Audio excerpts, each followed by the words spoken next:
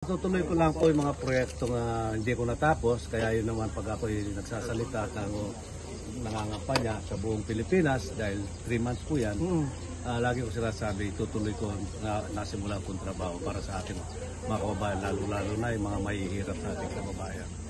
Senator, nabanggit nyo rin po last time nung nagpa-file pa po lang tayo ng candidacy na i-expand po natin yung lapid law o yung ano pong balita po natin? Yung nga po kasi yung kakampanya, lagi po sinasabi kasi marami pa pong hindi nakakaalam. Alam nila yung PAO, yung Public Authority Office lang yung alam nila na libre abogado. Kasi po pag nakaano kayo ng lagi kong pinaliliwanag na pag ang kalaban mo naunahan ka sa PAO, hindi ka na pwede bigyan ng abogado. Ito pong ito pong lapid law na binansagan na ito nga lapid law na Legal Assistance Republic Act 9999 na kahit sinong abogado, kahit na di kampanilyang abogado, pwede nyo po rin. Libre po ito, walang bayad na mga kababayan natin naagrabyado sa pagdating sa katarungan, pagdating sa batas, na hindi kayo magbayad ng abogado.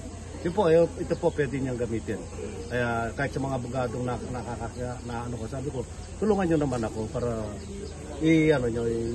sabihin sa mga kababayan natin mahirap hindi kayo magabog. Pag humingi ng tulong sa inyo, tulungan nyo naman sabi ko.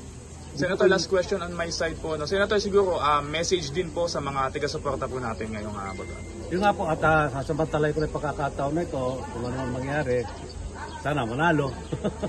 Yung nga po, umasa po sila, lalo ko sisipagan dahil last term ko na po ito at tutuloy-tuloy ko po ang paglilingkod sa kanila. Wala hong pila kasi senior citizen ho kayo. Yun nga, nakakalamang kami mga senior. Opo. Aabutan mo rin yan, kayo rin. Matanda rin kayo. After election, tuloy mong Batang Quiapo? Sana, para kasi maraming naghihintay na kung anong babalik. Sabi ko, paano ako babalik doon? Pinatay na ako, sinunog pa. Pero ewan ko, kay Coco, kung anong niya. Kasi kahit doon sa probinsyano, dahil tinawag ako pinuno doon, gusto rin bumalik ako doon pero di ako nakabalik dahil yung karakter kasi nga inano ni Coco yung magandang ending, marami na umiyak, marami na lungkot, yun. Salamat po. Senator, sakaling hindi po pala rin ngayon, ano yung mga susunod yung hakbang o plano? Saka na magdidesisyon kasi di pa alam na. Okay, salamat. Thank you po.